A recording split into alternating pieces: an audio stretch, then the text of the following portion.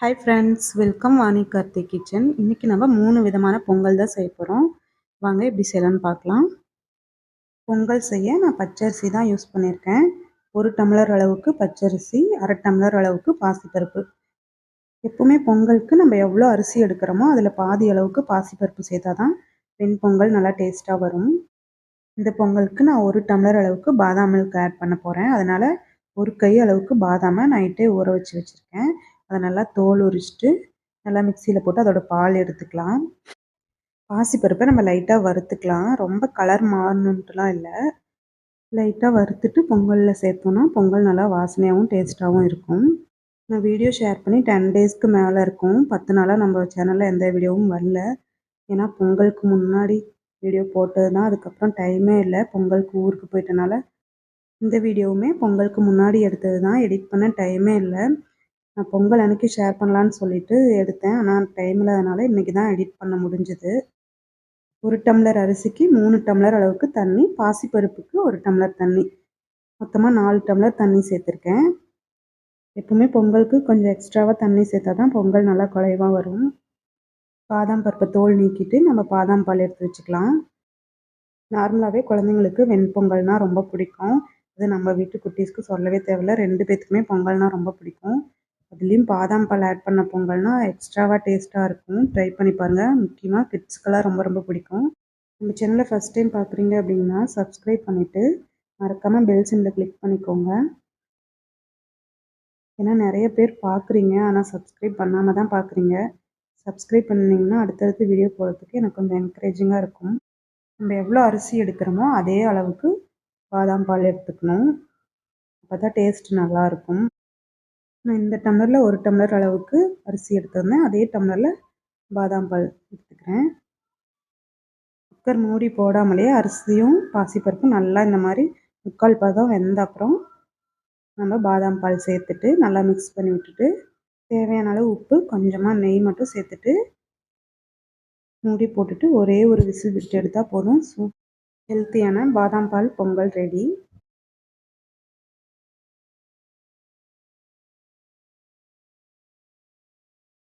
உங்களுக்கு மஞ்சள் பொடி போட பிடிக்கும்னா கொஞ்சமாக மஞ்சள் பொடி சேர்த்துக்கலாம். நான் மஞ்சள் பொடி சேர்க்கல. இப்போ பொங்கலுக்கு ஜீரகம், மிளகு, இஞ்சி, பச்சை மிளகாய் இதெல்லாம் தாளித்து கொட்டிடலாம். பொங்கல் வேகிறப்பயே ஜீரகமும் மிளகும் சேர்த்தோன்னா பொங்கல் கொஞ்சம் காரமாக இருக்க மாதிரி இருக்கும். அதனால் குழந்தைங்களாம் சாப்பிட மாட்டாங்க. நான் எப்போவுமே இந்த மாதிரி தாளிச்சிட்டு அதுக்கப்புறம் தான் சேர்த்துப்பேன். இந்த பொங்கலுக்கு நான் முந்திரி பருப்பும் கிஸ்மிஸ் பழமும் சேர்க்கல. அதுக்கு பதிலாக பாதாமே இந்த மாதிரி கொஞ்சம் சின்ன சின்னதாக கட் பண்ணி வச்சுருந்தேன். அதுவே நெய்யில் வறுத்துட்டு சேர்த்துருந்தேன். டேஸ்ட் ரொம்ப நல்லா இருந்துச்சு. இந்த பொங்கலுக்கு தேங்காய் சட்னி, பருப்பு சாம்பார், தக்காளி சாம்பார் எது கூட வேணாலும் சாப்பிட்லாம். டேஸ்ட் ரொம்ப நல்லாயிருக்கும். டேஸ்டியான பாதாம் பால் பொங்கல் ரெடி. ட்ரை பண்ணி பார்த்துட்டு கமெண்ட் பண்ணுங்கள். அடுத்து நம்ம செய்ய போகிறது தேங்காய் பால் பொங்கல் தான். இது நான் ஆல்ரெடி நியூ இயர் அன்னைக்கு அப்லோட் பண்ண வீடியோவில் ஷேர் பண்ணியிருந்தேன். இந்த பொங்கலுக்குமே 1 டம்ளர் அளவுக்கு பச்சரிசி, 1/2 டம்ளர் அளவுக்கு பாசிப்பருப்பு சேர்த்து செஞ்சுருந்தேன். 4 பேருக்கு இந்த டம்ளர் அளவுக்கு அரிசி எடுத்தாலே போதும். பொங்கல் கரெக்டாக இருக்கும். பாசிப்பருப்பை எப்பவும் போல் லைட்டாக வறுத்துக்கலாம். அரிசியும் பாசிப்பருப்பும் நல்லா கழுவிட்டு குக்கரில் சேர்த்துட்டு 4 டம்ளர் அளவுக்கு தண்ணி சேர்த்துடலாம்.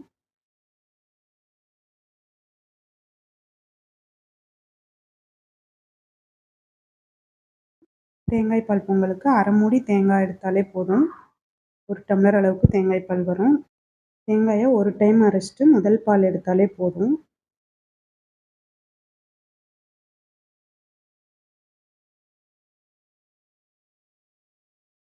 பொங்கல் 3/4 பதத்துக்கு வெந்துருச்சு. நம்ம எடுத்து வச்ச தேங்காய் பால் சேர்த்துட்டு தேவையான அளவு உப்பு, 1 ஸ்பூன் நெய் சேர்த்து நல்லா மிக்ஸ் பண்ணி விட்டுட்டு மூடி போட்டு ஒரே ஒரு விசில் விட்டு எடுத்தோம்னா சூப்பரான தேங்காய் பால் பொங்கல் ரெடி.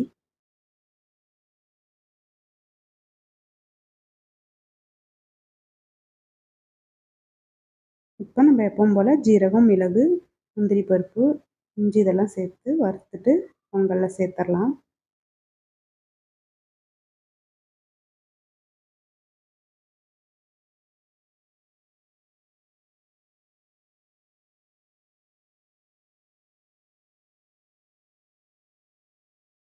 பொங்கல் எப்போவுமே சுட சுட சாப்பிட்டா தான் டேஸ்ட்டு நல்லாயிருக்கும். இந்த மாதிரி நம்ம தேங்காய் பால், பாதாம் பால்லாம் சேர்த்து செய்கிறப்ப சுட சுட சாப்பிட்றணும். ஆறுன அப்புறம் சாப்பிட்டோம்னா டேஸ்ட்டு அவ்வளோவா நல்லா இருக்காது. தேங்காய் பால் பொங்கல் சூப்பராக ரெடி ஆயிடுச்சு. ட்ரை பண்ணி பார்த்துட்டு கமெண்ட் பண்ணுங்கள். அடுத்து நம்ம செய்ய போகிறது ராகி பால் பொங்கல் தான்.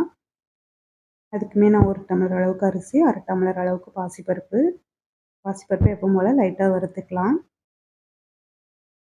எப்பவுமே ஒரே மாதிரி பொங்கல் செய்யாமல் இந்த மாதிரி கொஞ்சம் டிஃப்ரெண்ட்டாக செஞ்சு பாருங்கள். பொங்கல் டேஸ்ட்டும் நல்லாயிருக்கும், ஹெல்த்துக்கும் நல்லது.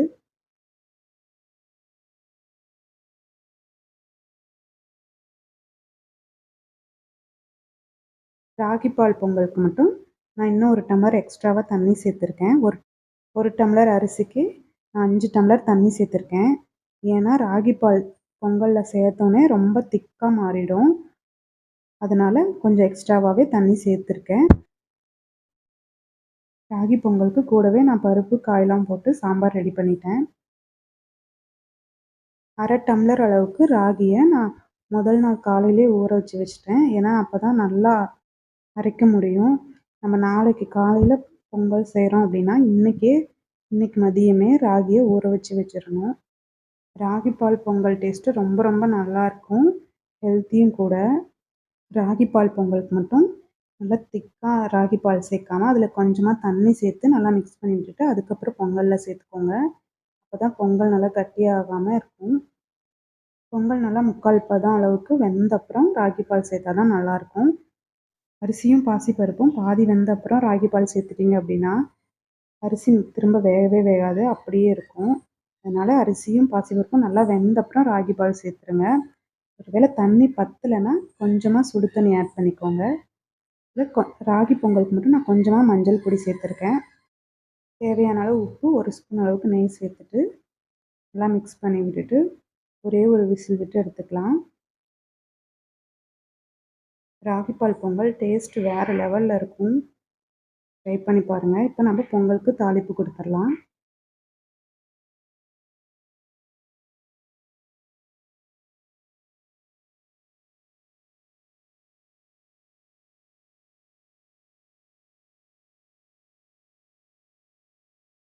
ஓகே ஃப்ரெண்ட்ஸ், நீங்களும் இந்த மாதிரி 3 விதமான பொங்கலை ட்ரை பண்ணி பார்த்துட்டு எப்படி இருந்துச்சுன்னு சொல்லிட்டு கமெண்ட் பண்ணுங்கள்.